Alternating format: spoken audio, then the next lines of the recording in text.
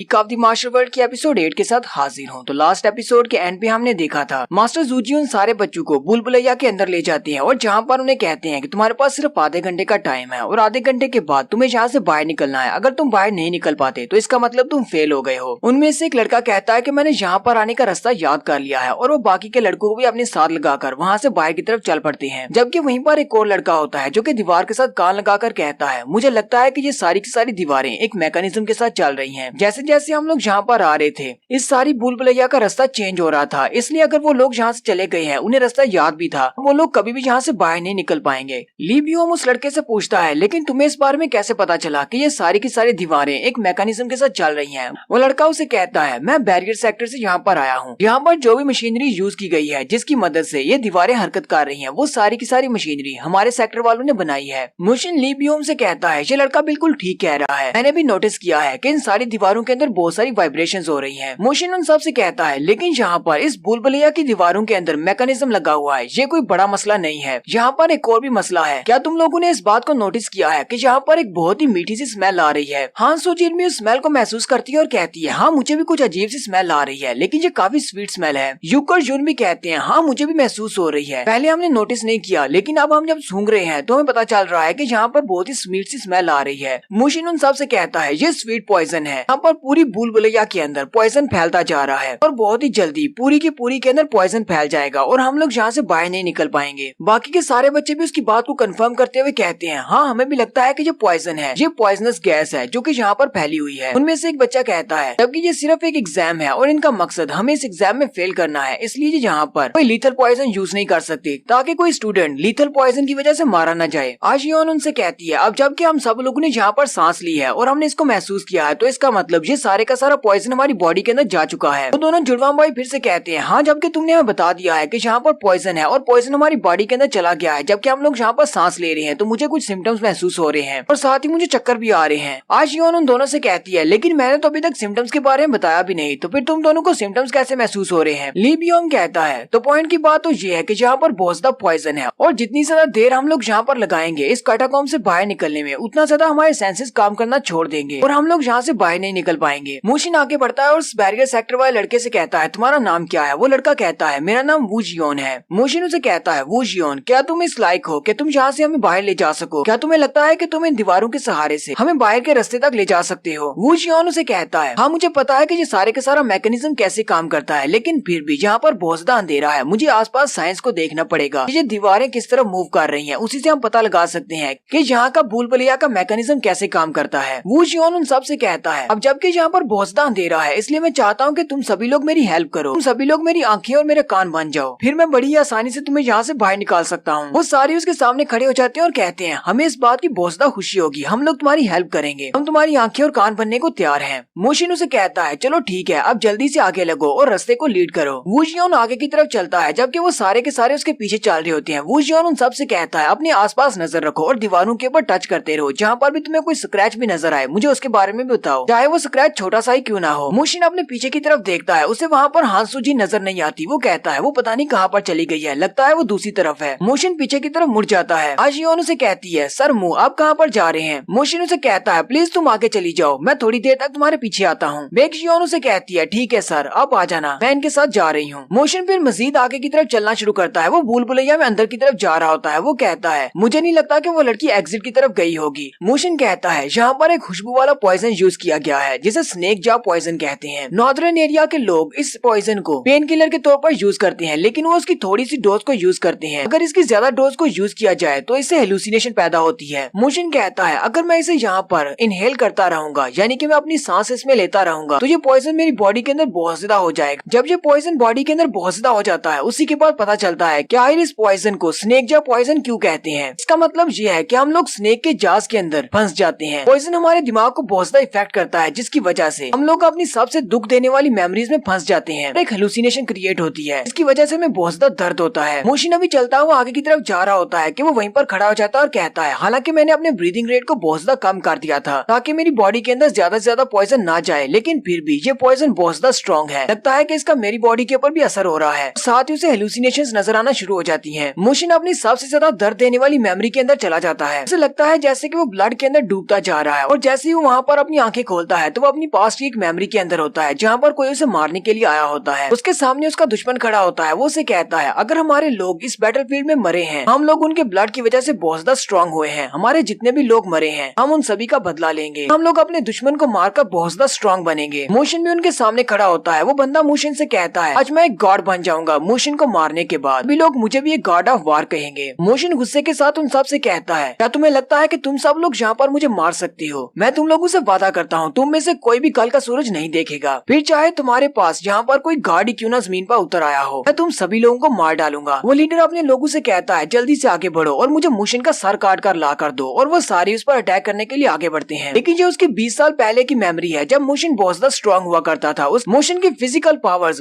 Martial world की peak पर थी। वो साथ ही अपने स्पेशल मूव्स को यूज करते हुए अपने पंच को ऊपर की तरफ मारता है जिससे नीचे का ग्राउंड भी शैटर हो जाता है, और साथ साथ वो काउंटिंग कर रहा होता है। पहले वो पंच मारता है तो 9 कहता है, फिर वो पंच मारता है तो वो 10 कहता है, वो सामने की तरफ पंच मारता है तो वो सारे पीछे की तरफ गिर जाते हैं, फिर वो 11 कहता है और साथ ही जमीन के ऊपर पंच मारता है। इससे एक जबरदस्त आफ्टर इफेक्ट पैदा होता है, वो सारे के सारे फिर से पीछे की तरफ गिर जाते हैं। फिर साथ ही मोशन ऊपर की तरफ जंप करता है और साथ 12 कहता है। वो जंप करते हुए सेक्टर लीडर के ऊपर अटैक करने के लिए आगे बढ़ता है, लेकिन साथ ही सेक्टर लीडर उसकी तरफ देखता है और हंसना शुरू कर देता है, और एक डेविल कल्टीवेटर की तरह उसकी आंखें भी चमक रही होती हैं। लेकिन मोशन जैसे उसके करीब पहुंचता है वो अपनी हेलुसिनेशन से बाहर निकल आता है। वो वहीं पर भूल भुलैया में अपने घुटने टेक कर बैठा होता है। मोशन कहता है मेरे पास जितनी भी मेमोरीज थी, पता है कि इस पॉइजन ने सबसे ज्यादा दर्दनाक मेमोरी को बाहर निकाला है, यही वो मेमोरी है जिसमें मुझे बहुत ज्यादा दर्द हुआ था। मोशन कहता है अब जबकि ये पॉइजन बहुत ज्यादा स्ट्रॉन्ग है, मैं गॉड ऑफ वार होने के बावजूद भी इसके इफेक्ट्स को बर्दाश्त नहीं कर सका, तो मुझे नहीं लगता कि बाकी के सब इससे बच पाएंगे, और वो हांसू जिन वो बच्ची भी इससे नहीं बच पाएगी। मुझे जल्दी से उठना होगा और जाकर उस लड़की को ढूंढना होगा, वरना वो यहीं पर इसी भूल भुलैया में कहीं पर मर जाएगी। और यहीं पर हांसू जिन का सीन भी दिखाते हैं। हांसू जिन भी अपनी मेमोरीज के अंदर फंसी होती है। जब वो एक छोटी सी बच्ची थी तब उसकी मॉम ने खुदकुशी कर ली थी क्योंकि उसके डैड मर गए थे, और उसके डैड के मरने के बाद उसकी माँ ने भी अपने आप को फांसी पर लटका लिया था। जबकि हांसू जिन उस वक्त छोटी सी थी और वो वहाँ पर खड़ी रो रही थी। वहीं पर कुछ कमीने लोग भी खड़े होते हैं और वो उसकी मॉम की बॉडी की तरफ देखकर कहते हैं इसकी माँ तो मरने के बाद भी बहुत ज्यादा खूबसूरत है, काश इसने जिंदा होते हमें अपने साथ कुछ करने दिया होता। फिर वो आगे बढ़ते हैं, हांसू जिन को चेहरे से पकड़ते हैं और कहते हैं हम लोग इस छोटी लड़की के साथ क्या करें, लगता है ये भी बड़ी होकर अपनी माँ की तरह बहुत ज्यादा खूबसूरत होगी, लेकिन इसके बड़े होने का इंतजार कौन करे। और साथ ही हांसू जिन को दिखाते हैं जो कि एक कॉर्नर में बैठी होती है, डर के मारे चिल्ला रही होती है और कहती है मैं तुम सभी को मार डालूंगी। नेक्स्ट सीन भूल भुलैया के बाहर का दिखाया जाता है। मास्टर जूजी अभी बाहर ही खड़े होते हैं। मास्टर जूजी अपने साथ वाले ऑफिसर से पूछते हैं कितना टाइम रह गया है। वो कहता है सर ज्यादा टाइम नहीं बचा, उनका 1 घंटा पूरा होने वाला है। मास्टर जूजी भी सोच रहे होते हैं मैंने उस स्वीट पॉइजन के साथ स्नेक जा पॉइजन को भी ऐड कर दिया था, मुझे लगता है कि मैंने बहुत बड़ी गलती कर दी है। इन बच्चों में से तो इस तरह कोई भी पास नहीं हो पाएगा। अगर उन बच्चों में से कोई भी पास नहीं हो पाया तो मुझे लगता है कि डूवॉन और ली जियोम दोनों ही बहुत ज्यादा डिसपॉइंट हो जाएंगे। मास्टर जूजी के साथ वाला बंदा उनसे कहता है मास्टर जूजी जरा उस तरफ देखें, कुछ लोग बाहर निकल रहे हैं। वो लोग सामने की तरफ देखते हैं तो सामने से वू जियोन सबसे पहले निकलता है और उनके साथ साथ बाकी के सारे बच्चे भी उसके साथ ही होते हैं जो कि उसके साथ थे। मास्टर जूजी कहते हैं ये सारे के सारे बच्चे अलॉटेड टाइम में बाहर निकल आए हैं, इसका मतलब इन सभी ने इस टेस्ट को पास कर लिया है। वो सारे बाहर निकल के एक चैन की सांस लेते हैं और साथ ही बहुत ज्यादा खुश भी होते हैं कि उन्होंने इस टेस्ट को पास किया है। मास्टर जूजी भी उन सबको देखकर काफी ज्यादा खुश होते हैं और अपने दूसरे बंदे से कहते हैं इन सभी को किसी और जगह पर ले जाओ क्योंकि इन सभी को बहुत ज्यादा प्यास लगी होगी उस पॉइजन की वजह से, इन्हें जाकर ठंडा पानी पिलाओ। बंदा उन सारे बच्चों से कहता है हमने यहीं पास में आप लोगों के आराम करने के लिए एक जगह का बंदोबस्त किया है, सभी लोग मेरे साथ आओ, वहाँ पर तुम लोगों को पानी भी मिलेगा। जबकि आशियोन अभी भी पीछे की तरफ देख रही होती है क्योंकि मोशन अभी तक बाहर नहीं निकला। उसने कहा था कि वो हमारे पीछे ही आएगा। यहीं पर उसकी बड़ी बहन हाउन आती है और उसे कहती है तुम्हें किसने कहा कि तुम उसके लिए परेशान हो सकती हो, क्योंकि तुम खुद उस पॉइजन के इफेक्ट्स को कैंसिल नहीं कर सकती बल्कि हमारे ऊपर एक बर्डन बनी हुई थी, हम तुम्हें उठाकर जहाँ तक लाए हैं, तुम तो हमारी फैमिली के नाम पर वाकई में एक दब्बा हो। हाउन काफी ज्यादा गुस्से में होती है और कहती है दूसरों के बारे में परेशान होना छोड़ दो, पहले अपनी फिक्र करो, तुम तो खुद भी इस भूल भुलैया से बाहर नहीं निकल सकती और फिर तुम दूसरों के बारे में क्यों सोच रही हो। हाशियोन उसकी बात सुन के बहुत ज्यादा उदास हो जाती है। मास्टर जूजी भी काफी ज्यादा हैरान होते हैं, वो सारे पास होने वाले बच्चों की तरफ देख रहे होते हैं और कहते हैं इन सारे बच्चों में वो वाला लड़का नहीं है जो कि बहुत ज्यादा टफ लग रहा था, उसकी बॉडी से जो ओरा निकल रहा था वो तो एक वॉरियर लेवल का था। मास्टर जूजी कहते हैं उसे देखकर तो ऐसे ही लग रहा था जैसे कि वो उन सभी बच्चों में सबसे पहले बाहर निकलेगा, लेकिन वो अभी तक नहीं निकला। मुझे लगता है कि मैंने उसको कुछ ज्यादा ही समझ लिया था, वो इतना नहीं है। लेकिन साथ ही मास्टर जूजी कहते हैं अभी भी थोड़ा सा टाइम बाकी है, मुझे उम्मीद रखनी चाहिए, मुझे लगता है कि वो लड़का जरूर बाहर निकलेगा। नेक्स्ट सीन फिर से भूल भुलैया का दिखाया जाता है। मोशन ऊपर से नीचे की तरफ जंप कर जाता है क्योंकि उसकी फिजिकल बॉडी बहुत ज्यादा स्ट्रॉन्ग है। वो सीढ़ियां उतरने की बजाय ऊपर से सीधा डायरेक्टली जंप करता है, सबसे बॉटम में चला जाता है। जैसे ही वो वहाँ पर उतरता है फिर से उसकी मेमोरीज उसे हॉन्ट करती हैं। तो वही उस डेविल कल्टीवेटर की आंखें नजर आती हैं, लेकिन वो अपने आप को शांत करता है और कहता है वो बंदा यहाँ यहाँ पर नहीं है। ये तो बस मेरी पास्ट की मेमोरीज हैं जो कि मुझे हांट कर रही हैं। मोशन चलते हुए जैसे ही आगे बढ़ता है वहाँ पर सामने एक लड़का बैठा होता है और उसके हाथ में पत्थर होता है। वो कहता है मैंने उन सबको नहीं मारा। तो मोशन को देखकर उठकर खड़ा हो जाता है। वो बिल्कुल पागलू जैसी हरकतें कर रहा होता है, यानी कि वो साथ साथ हंस भी रहा होता है और साथ ही उसने हाथ में पत्थर पकड़ा होता है। वो मोशन से कहता है मैंने उन सबको नहीं मारा। वो अपने पत्थर को हाथ में उठाकर मोशन पर अटैक करने के लिए आगे बढ़ता है और कहता है जब मैं तुमसे कह रहा हूँ कि मैंने उन्हें नहीं मारा तो तुम बार बार ये क्यों कह रही हो कि मैंने उन सबको मारा है। तुम अपना मुंह बंद करो, मैंने उनको नहीं मारा। मोशन भी उसे देखकर काफी ज्यादा हैरान होता है और कहता है लगता है कि पॉइजन की वजह से ये तो कम्प्लीटली पागल हो चुका है। और यहीं पर हमारी एपिसोड 8 का एंड होता है। एक्सप्लेनेशन अच्छी लगी हो तो कमेंट का किस रूप बताइएगा। चैनल को सब्सक्राइब कर दे, वीडियो को लाइक और शेयर कर